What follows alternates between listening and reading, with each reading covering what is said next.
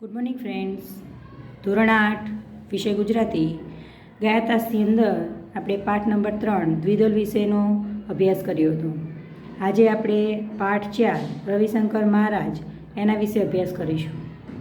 રવિશંકર મહારાજના લેખક છે ધીરુભાઈ પરીખ, જેમનો જન્મ 31/8/1933 રોજ થયો હતો. આ પાઠનો પ્રકાર ગદ્ય એટલે કે પાઠ પ્રકાર છે અથવા તો જીવન ચરિત્ર લખી શકાય, કારણ કે અહીંયા આપણે રવિશંકર મહારાજના જીવન વિશેની વાતો કરવાની છે. પ્રસ્તુત પાઠની અંદર લેખક ધીરુભાઈ ઈશ્વરલાલ પરીખ કે જેમનો જન્મ વિરમ ગામમાં ઉત્તર ગુજરાતની અંદર થયો હતો, જુદી જુદી શૈક્ષણિક સંસ્થાઓમાં તેમણે ભાષા સાહિત્યના વિદ્વાન અધ્યાપક તરીકે પોતાની સેવાઓ આપી. ભાષા સાહિત્યનો એક વિષય આવે કે જેની અંદર દરેકના ગળાની રચના, કયા શબ્દનું કઈ રીતે ઉચ્ચારણ થાય છે, ભાષાનો જન્મ કેવી રીતે થયો વગેરે વગેરે માહિતી હોય છે.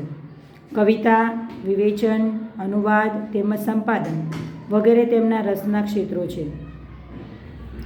કુમાર અને કવિલોક જેવા પ્રતિષ્ઠિત સામાયિકોના તેઓ તંત્રી, यानी कि जो मैगज़ीन आती है उसके दो नाम हैं कुमार અને कविलोक. दोनों मैगज़ीन के तंत्री है, करता धरता है. छप्पा संग्रह अंग पंचीसी અને हाइकू संग्रह आ गया. उन्होंने छप्पा 6 लाइन का एक पोयम जैसा आता है उसे छप्पा बोलते हैं. એનો એક સંગ્રહ બનાવ્યો છે જેનું નામ છે अंग पंचीसी. અને हाइकू वो भी गुजराती काव्य का एक प्रकार है जिससे बोलते हैं हाइकू, जो शॉर्ट में बहुत कुछ बोल जाता है. उसका एक संग्रह बनाया है आज्ञा. वो उनके नोंधपात्र प्रकाशन है. प्रस्तुत कृति द्वारा लेखके रविशंकर महाराजना जीवन कार्यने रसवती शैलीमां रजू कर्युं छे. महाराजना सादगी અને સેવાના અનેક પ્રસંગો આપણા જીવન માટે પ્રેરણાદાયી બની રહે છે. રવિશંકર મહારાજ બહુ જ સાદગીથી પોતાનું જીવન પસંદ કરતા હતા અને એમના જીવન દરમિયાન એમણે ઘણા બધા બનાવો, ઘણી બધી ઘટનાઓ બની કે જેના દ્વારા આપણને હંમેશા જીવનમાં પ્રેરણા પ્રાપ્ત થાય છે. तो पाठ की शुरुआत करते हैं. पाठ का प्रकार है जीवन चरित्र. लेखक है धीरुभाई परीख. महाराज वड़ी एक सेवक. नाम क्या है? रविशंकर महाराज. महाराज किसे बोलते हैं? जो महान राजा हो उसे. यहाँ पे महाराज उसका एक दूसरा भी मीनिंग होता है. अभी जो हम पूजा पाठ क्रिया विधि हमारी कराते हैं वो ब्राह्मण लोग होते हैं, उन्हें भी बहुत सारे लोग महाराज की तरह जानते हैं. तो यहाँ पे महाराज और सेवक दोनों मेंटेन किया हुआ है, यानी महाराज को सेवक भी कहा गया है. तो फिर से आगे क्या लिखा है? महाराज एटले तो मोटो राजा. मोटो राजा तो सेवा करावे कि सेवा करे. राजा के बहुत सारे सेवक होते हैं, वो किसी का दास नहीं बनता, वो किसी को सेवा नहीं देता, वो सेवा लेता है.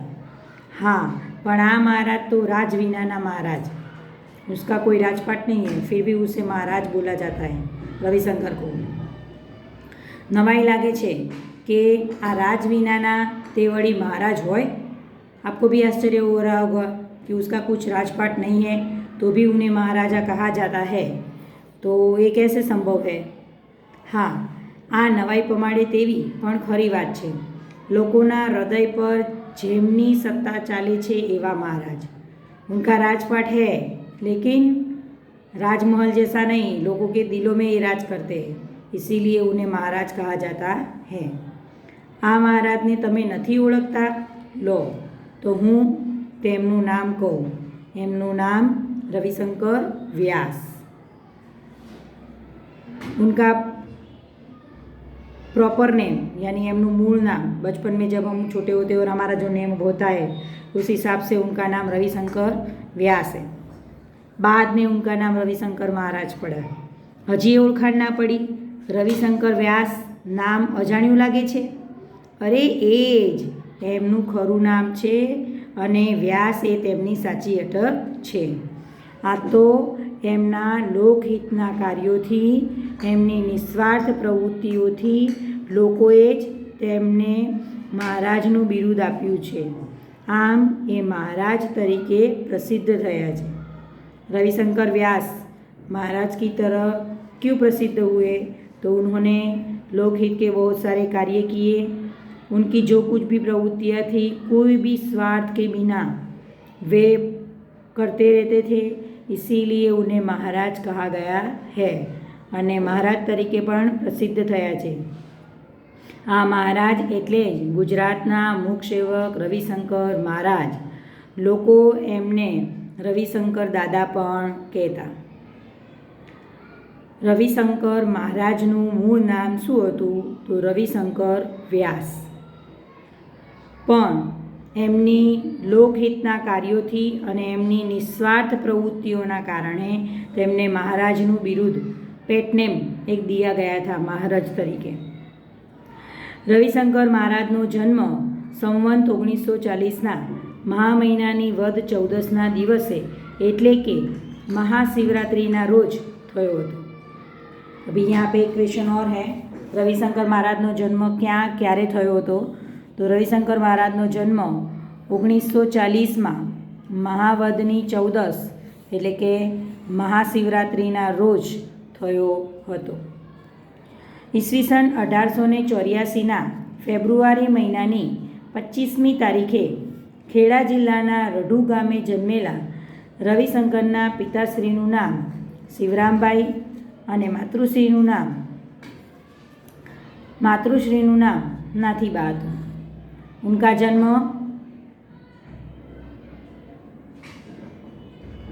फेब्रुआरी महीना 25मी तारीख 25 मीन्स 25 की डेट को खेड़ा जिला के रढू नाम के गांव में हुआ था।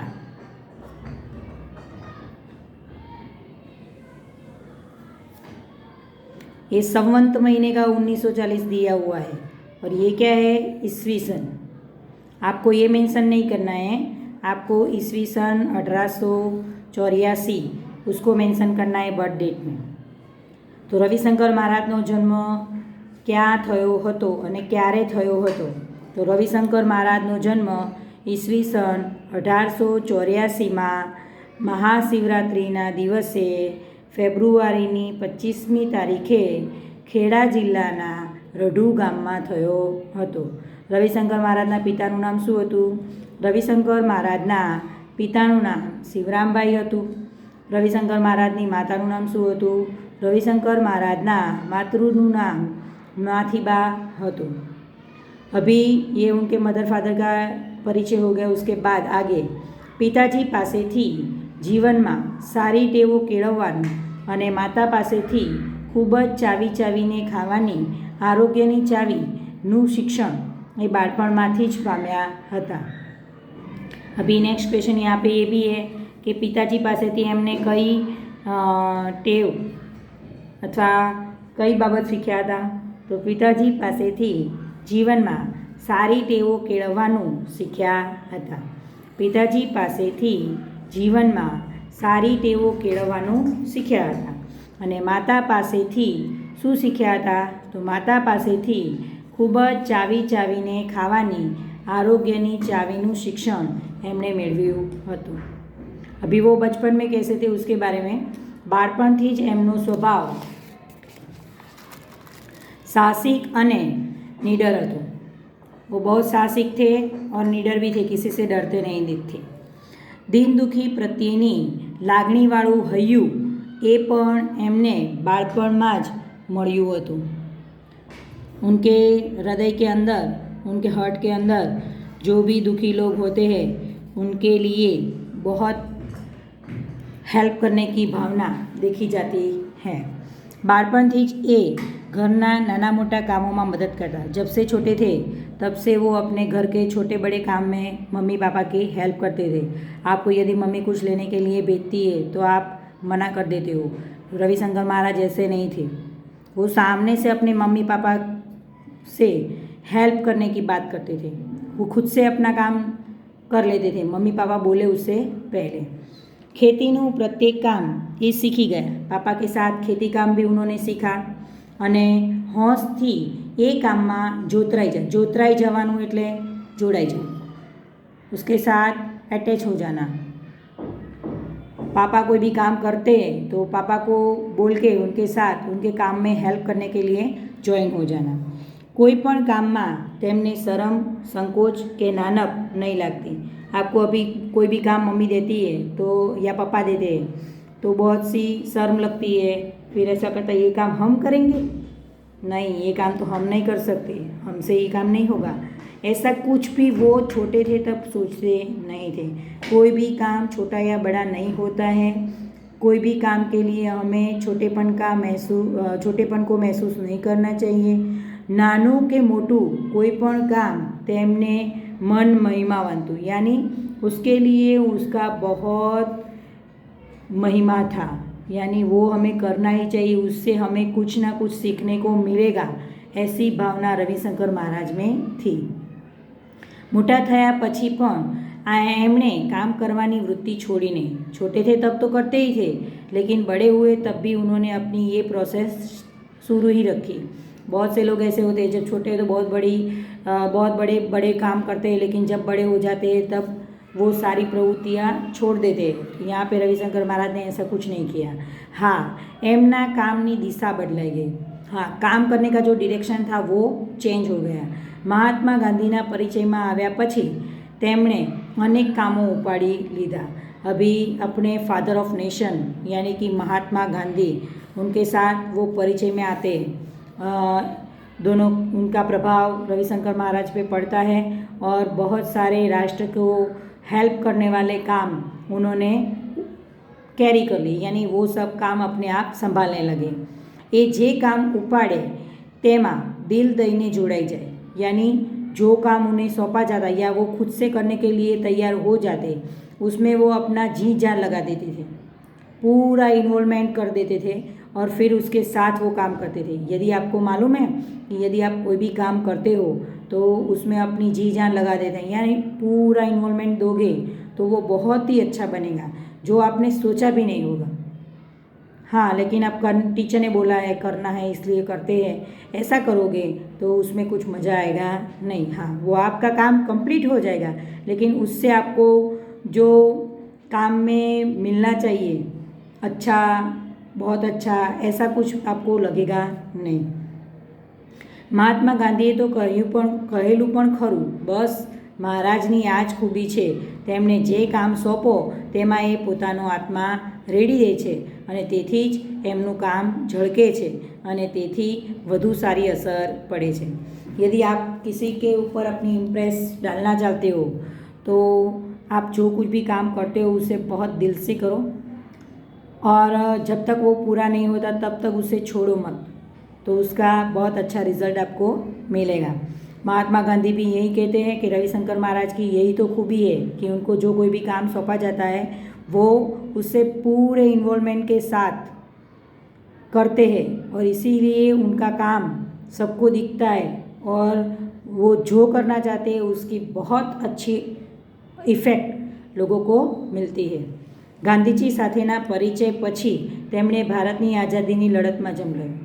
गांधी जी से मिले और उन्होंने फिर आज़ादी की लड़त में अपना काम शुरू कर दिया.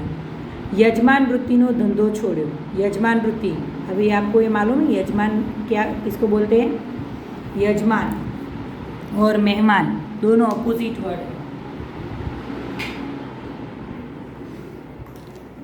यदि हम किसी के घर जाते हैं तो हम मेहमान होते हैं और सामने वाला व्यक्ति यजमान होता है. रविशंकर महाराज ने लोगों के घर उनके घर जो लोग आते थे उन्हें वो हेल्प करते थे, वो प्रोसेस उन्होंने छोड़ दी. उसकी वजह वो लोगों के घर पे जा के उनकी तकलीफ़ को पूछते थे और फिर उसका सॉल्यूशन निकालते थे, उन्हें हेल्प करते थे. विलायती कपड़ा छोड़ा.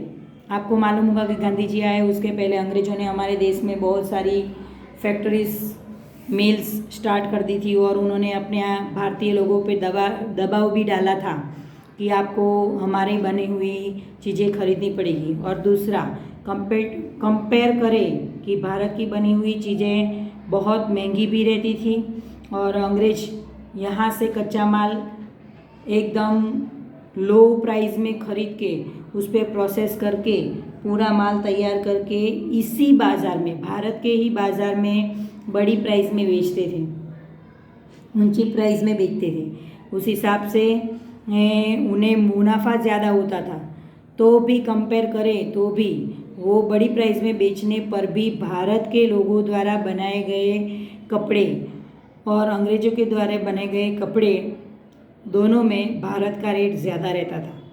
इसीलिए लोग जो अंग्रेज़ों के द्वारा बनाया गया कपड़ा वगैरह था वही खरीदते थे और उसी को पहनते थे। लेकिन गांधी जी की भारत में आगमन होने के कारण अंग्रेज़ों को भगाने के लिए उन्होंने जो जो प्रवृत्तियाँ की उसमें से एक कार्य ये भी है, विलायती कपड़ा छोड़िया, यानी कि विलायती कपड़ों की बहिष्कार करना। ગામ ઘર બધું છોડી એ રાષ્ટ્રના કામમાં લાગી गया, अपने गांव को छोड़ दिया, अपने घर को छोड़ दिया और फिर अपने राष्ट्र की सेवा करने के लिए वो लग गए। चरखो चलावी અને ખાદીના वस्त्रों पहनता। गांधी जी जो रेटिया चलाते थे वो रेटिया भी इन्होंने चलाना शुरू कर दिया और उन्हीं की तरह खादी के वस्त्रों को भी उन्होंने धारण कर दिया। सादું ખાવું પીવું અને સાદાઈથી રહેવું એ હવે એમનો જીવન મંત્ર બની ગયો હતો। सादा सिंपल खाना पीना, कुछ टेस्टी वगैरह नहीं, ये जंक फूड वगैरह कुछ नहीं, खादी के कपड़े पहनना, सिंपल खाना पीना, एकदम टोटली सिंपल लाइफ जीना, वो ही उनका जीवन मंत्र बन गया था। यहाँ पे एक और क्वेश्चन है, રવિશંકર મહારાજનો જીવન મંત્ર શું બની ગયો હતો? તો ચરખો ચલાવીને ખાદીના વસ્ત્રો પહેરવા,